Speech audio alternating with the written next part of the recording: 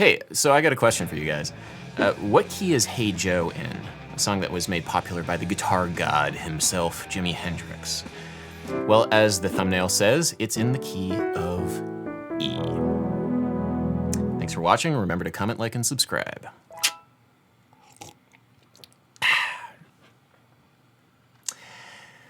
But of course, it's actually just, a little bit more complicated than that. It's a little more complicated than that. You see, if you ask Google what key Hey Joe is in, it will say that Hey Joe is in the key of G.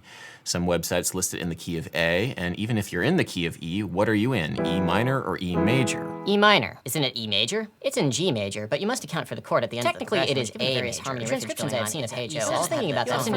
Chord line modulate in C major. Today we're going to explore why a little bit of music theory can be a dangerous thing.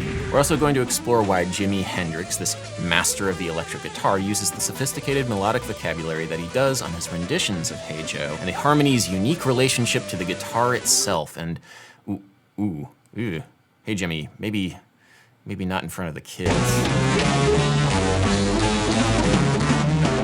Part 1, chords. Actually, one thing before we start, technically I know that it's in the key of E flat because Jimi Hendrix detunes his guitar to the key of E flat, but we're just gonna pretend that it's an E for the sake of ease. Wow, this joke isn't funny. Real psychedelic sounds from the Jimi Hendrix Experience. So, Hey Joe is built from a recurring loop of 5 separate major chords. We got a C major, a G major, a D major, an A major, and an E major. And the problem here, if you want to call it a problem, is the fact that major keys only have 3 naturally occurring major chords, not 5. If you just build out the diatonic triads, the naturally occurring chords from the major scale, you'll find only major chords on the root, the 4th degree, and the 5th degree. Which means that none of these 5 chords from Hey Joe could ever possibly fit in any one key if you're just going diatonically. So we have ourselves a bit of a problem. Well, we got a bookshelf full of music theory behind me. Let's go. Tonal harmony, I'll be good. Harmony and voice leading, advanced harmony. Ooh, that might be nice. All right, we got so many answers to so many questions. Diatonic chords, secondary dominance, basic atonal theory, chord modulation, resolutions of secondary functions. Oh, okay, modulation and change of key. So maybe we start in one key and use the 3 naturally occurring chords of that key, and then switch to a new one where we have more available naturally occurring major chords. So the C, the G, and the D chord are all in the key of G. D, A, and E are from the key of A. Maybe the progression starts in the key of G, then on the D chord, the key steps up to A major and repeats. Whoa, wait a second, hold on. This is a great example of how a little bit of music theory knowledge can be a dangerous thing. What we've done is we've taken a piece of music, Hey Joe, and just abstracted it into a series of chords. And that's a great strategy if you're just trying to learn how to play it on your instrument. Like if you know where those chords are on the instrument, you can reasonably accompany other people with that song. But at the same time, there's other elements to the music that are very important in understanding how it all works. Like for example, harmonic rhythm. We just listed out chords, but we don't know how long we're on each chord. In Hey Joe, we're on the E chord for 4 times as long as the C chord, the G chord, the D chord, or the A chord. And if you just look at the chords written out like this, not knowing anything about music, you'd probably intuit that the E chord was the important one there. That's the chord that will feel like home. Part 2, what feels like home. So what do we really mean by asking the question, what key is Hey Joe in? There's typically 2 answers to this. The first answer is, well, like what notes are being used? Like, is it in the major scale, or is it like in the double harmonic minor scale, or what's going on melodically and harmonically? The second question, the one that I think is the most interesting one, is which of those notes feels the most like home? Whatever that means. This is a very common thread among styles of music from around the world, but in the West we call this the tonic, or the tonal center. It is our guiding compass, our North Star. It is the place from which we get a sense of relief after going on a long journey. So search your feelings, young Padawan. because this is actually more of a personal question than a theory question. Where do you feel most at home within the world of Hey Joe? It would seem it would be an E, but something is telling me A. When we say it modulates to the key of A, what we're doing is we're saying that we genuinely feel this note as the point of rest. It's a statement about how we perceive and how we feel the music. And I don't know, I don't really feel that. I mean, maybe you do, I don't want to speak for you, but to me and many other people, E feels like that point of rest.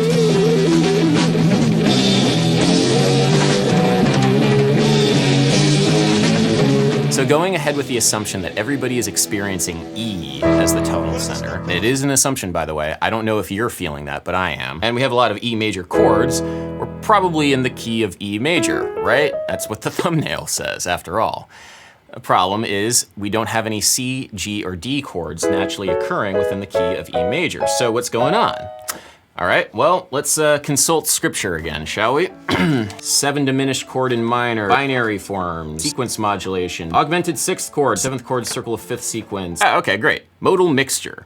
Harmonically speaking, Hey Joe is really a simple case of mode mixture. So C, G, and D are not from the key of E major, but they are from the key of E minor. They are the flat 6, the flat 3, and the flat 7. A and E are from the key of E major. They are the 4 going to the 1 chord. So what we have here is a combination of both E minor and E major. You can have E minor chords in major chord progressions. And so you get this really nice chord progression which sounds like it's getting brighter and brighter as we're going from minor to major. What's more is that these chords are organized around the circle of fifths in a very logical way. We're just going clockwise around the circle of fifths using major chords. C goes up a fifth to G, goes up a fifth to D, goes up a fifth to A, goes up a fifth to E.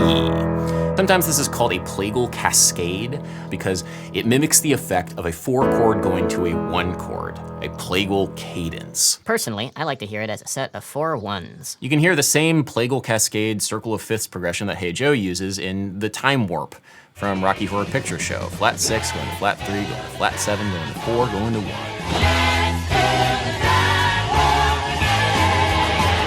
You can really hear the similarity of Hey Joe to the time warp in this earlier recording of Hey Joe, recorded by The Leaves.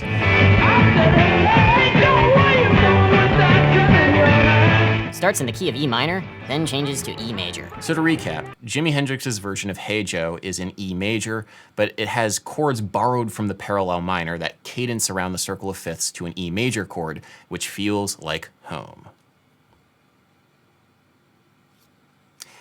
It's a little bit more complicated than that. It's a little more complicated than that. Part 3, it's a little more complicated than that. So this is another example of why a little bit of music theory can be a dangerous thing, because what we've done so far is we've tried to understand Hey Joe, a 20th century American rock and roll song, using 18th and 19th century European harmonic analysis, which doesn't really make sense on the surface. Like, it's a square peg into a round hole situation if there ever was one. It doesn't do anybody any good to always be defaulting to this mode of operation, least of all the people who are very passionate about European music from that era. So what else can we do to try and understand Hey Joe? Well, this whole time we've been trying to justify why there are 5 separate major triads in Hey Joe, and we've been turning to the piano for all of our understanding, which makes very little sense to me because, well, Hey Joe was performed on a guitar. Like, the only reason why the chords were chosen the way that they were is because of the instrument itself, the guitar. It is a guitar song. Guitar is almost tuned all in perfect fourths,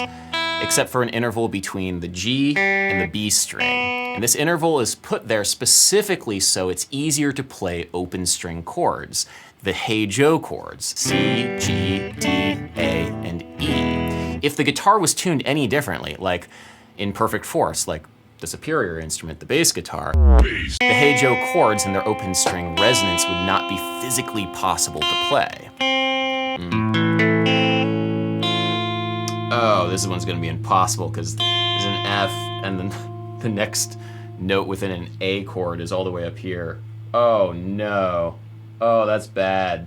Oh, I see why guitar is tuned the way that it is. Oh, Lord. This is a little song of mine that I just call Hey Joe. Jimi Hendrix didn't write the song Hey Joe. It was actually written by a guy by the name of Billy Roberts. And in the original recording of Hey Joe, you hear the chords A flat, E flat, B flat, F, and C, which is all up a minor sixth from the chords that we've been talking about so far. Hey Joe, what are you gonna do? And if you were going to approach this harmony listening to the song purely from the perspective of a pianist, you'd start thinking about things like borrowing chords from the parallel minor and all of that sort of thing. But if you're thinking from the perspective of a guitarist, you're not thinking any of that. Instead, you're thinking, oh, that's just C, G, D, A, and E with a capo. A capo is a device that lets you tune the guitar to whatever you'd like based on where it is on the instrument. So this is tuned up a minor sixth from where we were before, 8 half steps.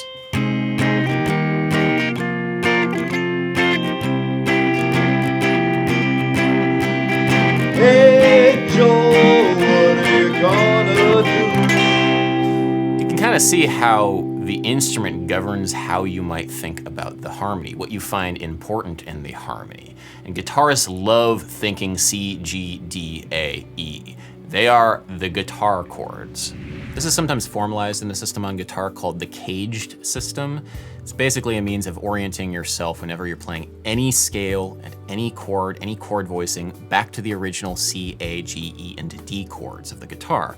In other words, these chords, the Hey Joe chords, are fundamental to the guitar itself. Guitar is specifically designed to play these 5 chords, and any discussion of the song Hey Joe would be incomplete without acknowledging that fact. God, I can't believe I'm talking about guitar so much right now on this channel. It feels kind of sacrilegious, so. Anyway, I apologize very sincerely about this discussion of the guitar. Probably more important than that, though, in understanding Hey Joe, is the fact that Hey Joe is not major, it is not minor, it is in E blues. Part 4, Hey Joe is a blues. Blues is not just a genre of music, or genre of sibling. Are you the police? No, ma'am. We're musicians. But it's also kind of a key. Sort of. Within the Western tonal system, this bad boy right here, there are only really 2 options for keys. You got minor keys and you got major keys. There's a certain way that notes behave and like where they want to go within this minor-major system. These note tendencies are very different in the blues. This is what Ethan Hine talks a lot about in his very detailed blog post entitled Blues Tonality, where he writes, "The blues is a foundational element of America's vernacular and art music. It is commonly described as a combination of African rhythms and European harmonies. This characterization is inaccurate. Blues follows harmonic conventions that are quite different from those of European common practice tonality." Blues tonality is kind of like both major and minor at the same time, although it's in a very specific way. For example, when Jimi Hendrix plays Hey Joe, he'll often cheekily quote major key melodies, like, for example, the Beatles' I Feel Fine.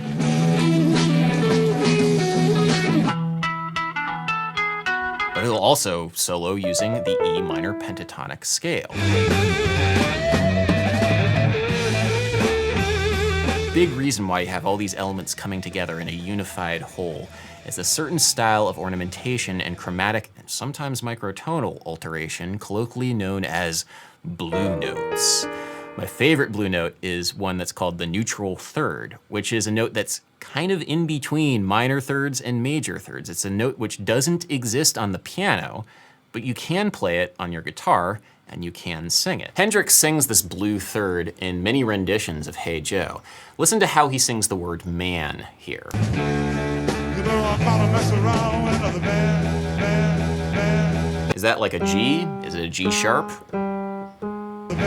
Can't really express it on the piano, but it's a beautiful sound nonetheless, and that is a blue note. You could conceivably play any note and make it sound like a blue note, so long as it's always related back to the minor pentatonic skeleton, that melodic framework that really feels like the blues. This is the intro of Hey Joe as played by Jimi Hendrix.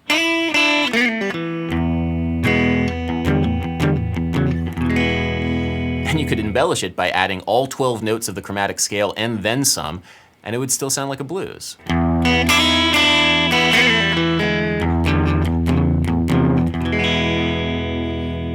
This sounds like the blues to me and not like 12-tone serialist music like Webern.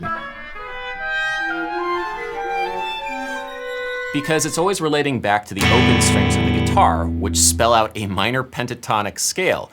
E, A, D, G, B, and E spell out E minor pentatonic, which means that Hey Joe is built not only from the chords that are based on the tuning of the guitar, but the melodic material and tonality is based on the tuning of the guitar as well. The history of this instrument, as it relates to the Black American music of the blues, really just goes hand in hand. You can't have the blues without guitar, and the way that we play guitar today is deeply indebted to the blues. I put on a shoe now, lady.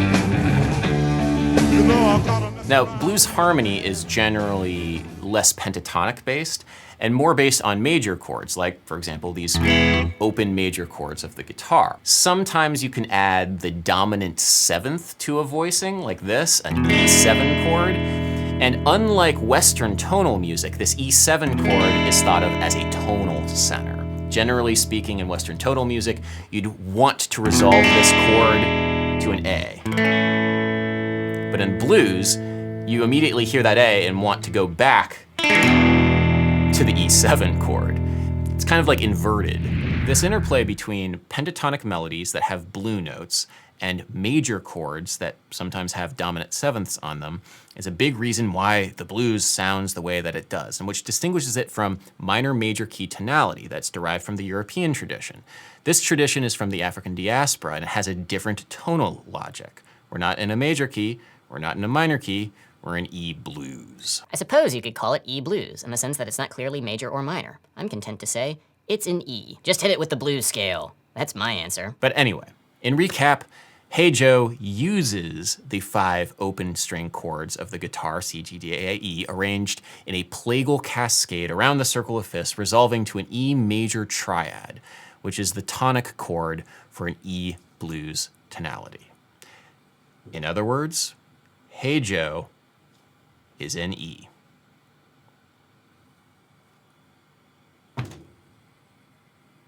There we go. You didn't need to watch the whole video. It's in E. It's in E.